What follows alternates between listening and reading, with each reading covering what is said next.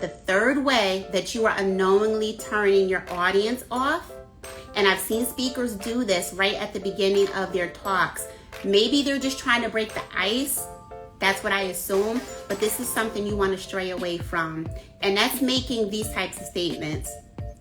Oh, well, I'm so glad to be here in front of you today. I'm tired, but I'm glad to be here. Or, I don't feel as prepared as I would like to. Why would you tell the audience that? Think about if you went to a restaurant.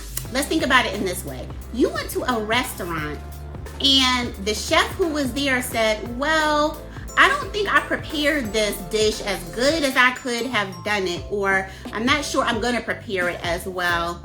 Something new I'm trying here, but order it anyway, try it out. Or you're eating it now, so what do you think? That is going to color your whole experience differently, your whole dining experience differently, wouldn't it? You're not going to order anything. You're not even going to want to try anything that the chef has said they are not sure about preparing. They are not sure that they can prepare this to the best of their ability.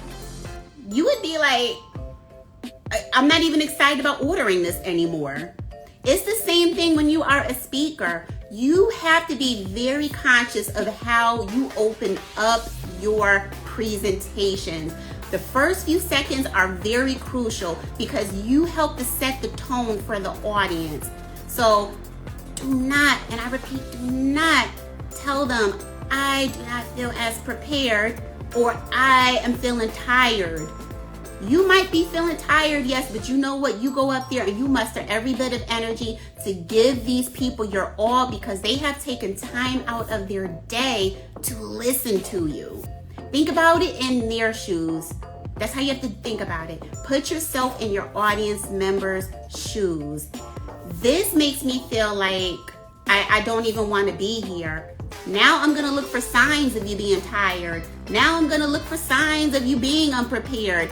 It's going to be in the forefront of my mind now. That's what I'm going to be concentrating on. That's what I'm going to be looking at. Instead of paying attention to the message that you are trying to deliver to me today. I'm not going to be thinking about that message as much now. Let me know in the comments, does this make sense? Does this make sense? By starting off by not giving the audience a reason to not want to listen to you.